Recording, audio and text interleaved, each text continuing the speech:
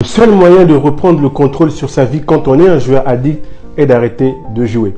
Le seul moyen de gagner de l'argent quand on est un joueur addict est de faire tout son possible pour arrêter de jouer. Les jeux d'argent est une illusion et les seuls gagnants sont les bookmakers, les sites de paris sportifs, les casinos. Nicolas avait tout pour réussir. Mais à 17 ans, il va au casino pour la première fois et entre dans un cercle vicieux. Je suis tombé dans une addiction de paris sportifs, de casino depuis mon jeune âge. Mais ça fait 4-5 ans, c'était plus un plaisir. Et je jouais par obligation de... tiens, j'ai perdu tant la veille, il faut que je rejoue pour aller gagner ce que j'ai perdu la veille, tout ça. T'étais joueur, mais petit joueur.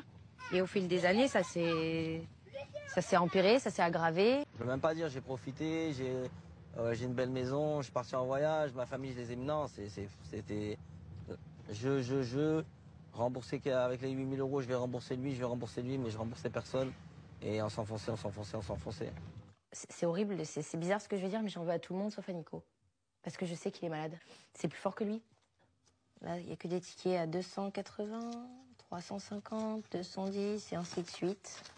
630, là, 1580, 2009, 3002, 1003 ici. J'ai deux choses qui me viennent en tête. La première, c'est la maison qu'on pourrait avoir. Genre, la vie qu'on pourrait avoir. Parce que c'est... ça, comme je vous dis, c'est énorme, mais c'est rien. Je vais pas tout garder, je pourrais pas tout garder. Mais quand on fait le calcul, le cumul des dettes, je pense qu'on n'est pas loin du million 5 quand même. La première étape pour sortir d'une addiction quelconque, que ce soit les paris sportifs ou autres, est d'en parler à une personne de très proche ou une personne en tout cas à qui vous faisiez énormément confiance. Le fait d'en parler va simplement te permettre de ne pas être tout seul, d'être soutenu. Je perds en 5 jours. 100 000 € en 5 jours. Et après là, on est à zéro.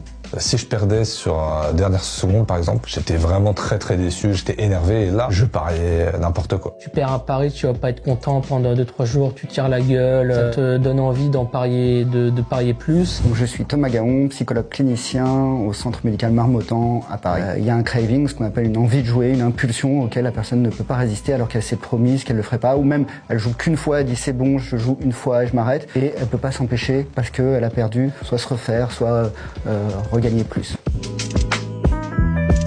Les gens commencent à être préoccupés, ça s'appelle préoccupé, on y pense avant. Ça prend de plus en plus en fait de place dans notre vie, tant en termes de temps qu'en termes d'importance. On puisse commencer à mentir, ça c'est un signe extrêmement important. On dissimule en fait les choses. Et puis qu'on a le besoin, c'est-à-dire la nécessité de rejouer, de reparier encore de nouveau, qu'on peut pas laisser tomber. La deuxième étape pour sortir d'une addiction quelconque, paris sportifs, casino et autres, est tout simplement d'accepter de se faire aider. Il est très important, mon ami, d'accepter en tout cas l'aide qui va te venir à l'extérieur, car si tu n'acceptes pas de te faire aider, on ne pourra pas t'aider. Les seuls qui gagnent dans cette histoire, ce sont les opérateurs, les casinos. Voilà. Même si individuellement certains ont le sentiment de gagner, la meilleure façon pour eux de gagner, c'est de ne plus revenir. Parce qu'à terme, un casino, les opérateurs ne perdent jamais. C'est un cash, c'est de l'argent absolu et garanti. Donc on travaille sur une fidélisation comme on peut l'avoir avec tous les opérateurs de substances. Les alcooliers, les vendeurs de produits dont on sait qu'ils rendent dépendants ont la même stratégie. C'est-à-dire il y a une séduction. Quand on vous propose des produits addictifs, mais de manière très intéressante, on finit par... Et puis un environnement qui propose. Depuis qu'on a dérégulé le jeu en France, on a explosé le nombre d'addicts. On a dérégulé en ligne, il ne faut pas prendre la voiture pour aller dans un casino. Depuis sur votre téléphone et puis à la maison, vous devenez addict et ruiné depuis la maison. Vous n'avez pas besoin d'aller dans les villes où on a des casinos. Ça, c'est la dérégulation, c'est la responsabilité des politiques. Et là, c'est le scandale. Je sais que ça me pourrissait parce que j'étais énervé, parce que je perdais de l'argent, et je perdais de l'argent sur des trucs que je maîtrisais pas du tout. Où tu joues au hasard, tu joues parce qu'il faut jouer. Et c'est à partir de ce moment-là où ma meuf m'a commencé à me dire, ouais, t'as un souci là, t'es en train de perdre beaucoup d'argent. C'était des sommes, je perdais des 400 € d'un coup, des 500 € d'un coup. C'était une drogue en fait. Il y a eu des moments où je pariais, faut que j'avais faire ça, où je pariais quand j'avais plus d'argent et je me disais, ok, là je vais mettre mes 10 balles restants et je vais essayer de gagner. Ça marchait jamais. Tu gagneras jamais d'argent au pari sportif. Et quand tu veux te refaire, en fait, tu tombes dans un cercle infernal, dans un cercle vicieux. Malheureusement, le joueur, il s'en rend pas compte, mais il serait prêt à tout pour pouvoir trouver de l'argent et se dire, ok, c'est bon, là je vais gagner, donc je vais pouvoir sauver ma famille. C'est pas ça la réalité. Tu t'es déjà demandé pourquoi la plupart des joueurs aux jeux d'argent sont des joueurs perdants?